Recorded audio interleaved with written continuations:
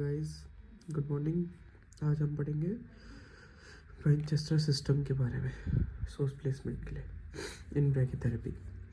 सो हम पहले समझते हैं कि ब्रैकीथेरेपी सिस्टम्स होते क्या हैं।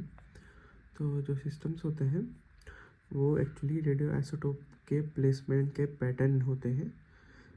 तो डिफरेंट पैटर्न में जो हमको सिस्टम मिले हैं उनको डिफरेंट सिस्टम का नाम दिया जाता है।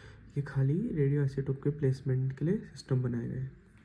तो उनमें से एक पढ़ते हैं मैनचेस्टर सिस्टम। सो मैनचेस्टर सिस्टम की हमको पहले ज़रूरत पड़ी क्यों मैनचेस्टर सिस्टम आया। तो इसलिए आया क्योंकि पहले क्या होता था, हमारी टॉलरेंस डोसेस का कोई कॉन्सेप्ट ही नहीं होता था। टॉलरेंस डोज है ना। तो टॉलरेंस डोज का कोई कॉन्सेप्ट ही नहीं होता था हमारे पास पहले। तो इसलिए मैनचेस्टर सिस्टम की ज़रूरत पड़ी। और दूसरा है ना, ये हम पढ़ लेते हैं नीड। दूसरा हमको क्यों पड़ी मैनचेस्टर, इसके दो ही रीज़न है। पहला था टॉलरेंस के लिए, क्योंकि टिश्यू टॉलरेंस का कोई कॉन्सेप्ट नहीं था।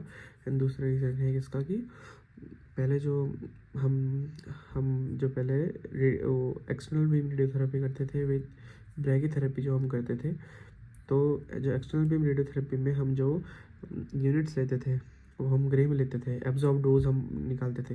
पर जो ब्रैकीथेरेपी में हम जो रेडियम मिलीग्राम इक्विवेलेंट में हम उसकी यूनिट्स लेते थे, उसमें हम मेज़र करते थे। तो उनके बीच में एक मिसमैच आता था। उस वजह से मैनचेस्टर सिस्टम में जो यूनिट्स ली गई पहली बार एब्जॉर्ब डोज में मेज़र किया गया और ग्रे में मेज़र किया गया एब्जॉर्ब डोज को। तो इसलिए ये दो रीज़न से, दो कारण की वजह से मैनचेस्टर सिस्टम फेमस हुआ और इसी वजह से मैनचेस्टर सिस्टम आया है।